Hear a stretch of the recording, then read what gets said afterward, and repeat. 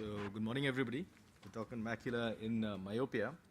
So, myopia basically refers to a condition in which individuals have an axial length exceeding a certain threshold. It's typically about 25.5 or 26.5. That's been accepted. A corresponding refractive error of about -5 diopters, and which is accompanied by very characteristic pathological changes that most of us are familiar with. It's a major cause of irreversible vision loss. It's been looked all through the world. Globally, it's about 4th to 9th most frequent cause of blindness in the world. Untreated has a poor visual outcome. Associated CNV is the leading cause of vision impairment in patients younger than 50 years. It's a major public health concern in many parts of the world, especially in Asia and the far east especially. There's wide variation in prevalence from 0.2% in Egypt to 8% in Japan and the Orient. And that's where it's a major issue.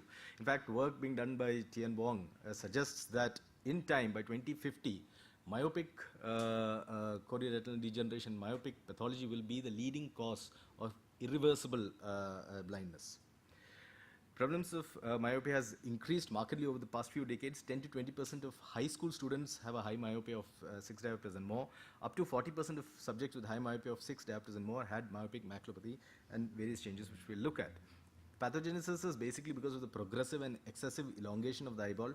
Collagen fibers in myopic sclera are pathologically abnormal. Smaller fibers have lesser cross-linking those in emmetropic fibers. So Avila has put out this erstwhile myopic maculopathy classification, which is generally followed all around. A number of pathological features which we look at. Tessellation is the first thing that we obviously see. Is defined as a condition in which the choroidal vessels can be seen through the retina, owing to obviously reduced pigmentation or hypoplasia of the RPE. Myopic maculopathy, it's been noted, tends to progress more quickly after the stage of tessellation is noticed. 13.4% of eyes with a tessellated fundus show a progression of myopic maculopathy over a period of 12 years, as noted by Silva. Lacquer cracks are ruptures in Brooks membrane. In eyes with myopic CNVA, their incidence can be upwards of 75%. Lines are fine, irregular in cadabra, yellowish white, horizontally oriented or crisscross. And almost 70% show, once these are seen, they show progression of maculopathy. Incidence of progression to a CNVM was higher in eyes with lacquer cracks or patchy atrophy than just a pure tessellated fundus. So once you see that, you know that this patient needs a closer follow-up. So this is a blow-up of that. Fuchs spots, elevated pigmented circular lesions are caused by fibrovascular tissue ingrowths and are often considered late-stage myopic CNVM. Fuchs believed this dark macular spot to be related to proliferation of retinal pigment epithelium, and angiography showed neovascularization extending into the choroid, into the subepithelial space has been identified as preceding this. Gass also noted that an acute hemorrhagic detachment in this area ensures this development of new vessels, and subsequently this hemorrhage organizes and may combine with that proliferation of RP to result in the dark Fuchs spot, as you can see. Atrophic patches can be focal, patchy or diffuse, can be irregular or in protein in shape, yellowish white in color. Variable amount of pigment clumping may exist within these. When it extends to the fovea, obviously vision will be deleteriously affected. Can be diffuse. About half of eyes with diffuse atrophy and 70% with patchy atrophy also show progression. So posterior staphloma is basically outward protrusion of all layers of the posterior wall of the eye. Hallmark of pathological myopia, presents early in life, increases gradually with age. Prevalence obviously increases with axial length and myopic refraction. Depth and size of this posterior staphloma can be documented with stereopsy examination, B-scan and OCT.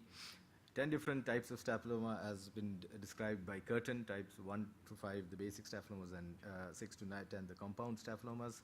Myopic discs are typically tilted and oblique.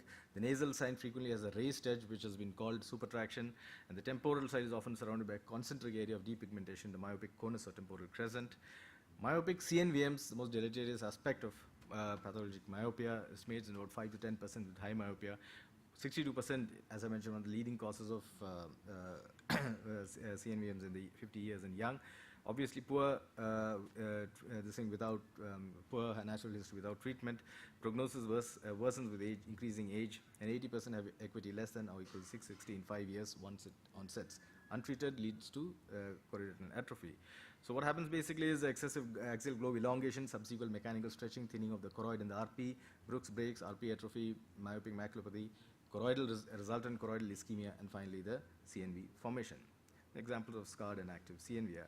Here FFA probably has a greater role to play than in AMD CNVM, because AMD is fairly obvious, but to distinguish between that fuzzy little fuzz from a fugue spot, spontaneous bleed, and a myopic CNVM, I think fluorescein is very needed. Dome-shaped maculopathy is something that's been recognized probably in the last 5 to 10 years, little more. There's because of the irregular contour of the posterior wall, as you can see here, the sclera is indented up, and the macula and the RP is stretched, and you can have degeneration and in fact serous fluid also coming, which does not respond to anti-VEGF treatment.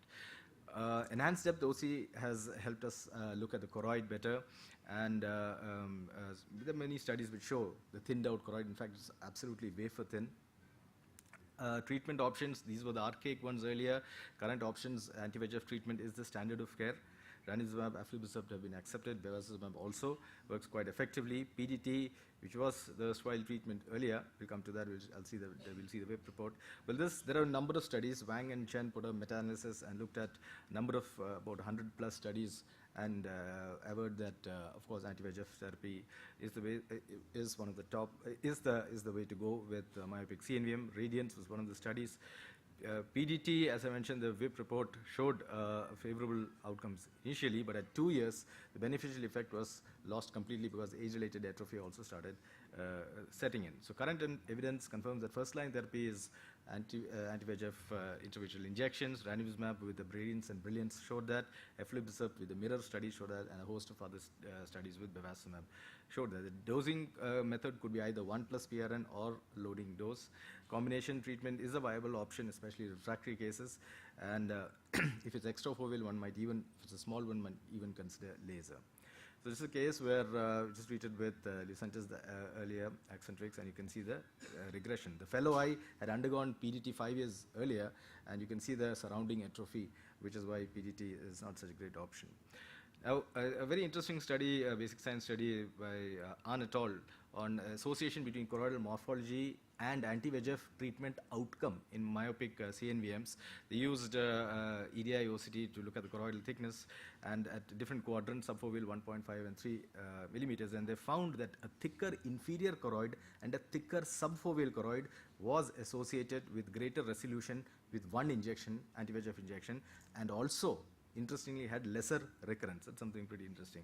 Myopic tractional maculopathy is something that was coined by Panusa and Mercant again, not too long back. It's a slowly progressive degenerative disorder whose manifestations vary with the degree of myopia, posterior staphyloma, and vitreous degeneration, and may even culminate in a macular hole formation. So you see an example here where this very skytic macula, you can see the macula is almost as if it's ripped apart.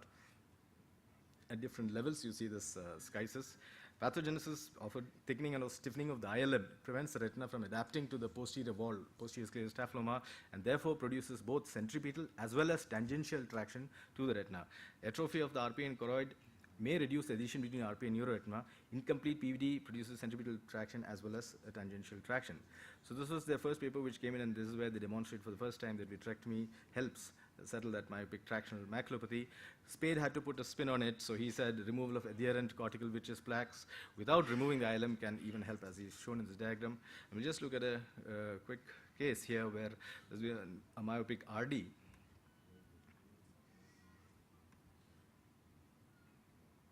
Oh,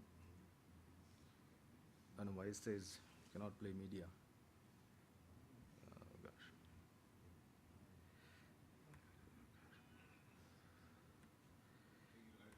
Yeah. Wind up. Yeah, I guess almost done. So I just want to, well, we've seen enough of that. Macular surgeries. Just a final talk on the endoplom macular buckles, which are also coming into vogue. Again, endoplom showed that fiber optic illumination is used to ensure positioning. These are the buckles which are there, and the whole idea is to unsettle that posterior wall out protrusion by buckling that central area, and you see with just a mechanical external extraocular buckle you can settle the thing.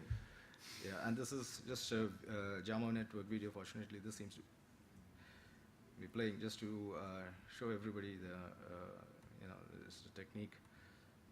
So you fix that, you put pre-placed sutures, you do the ILM peeling, and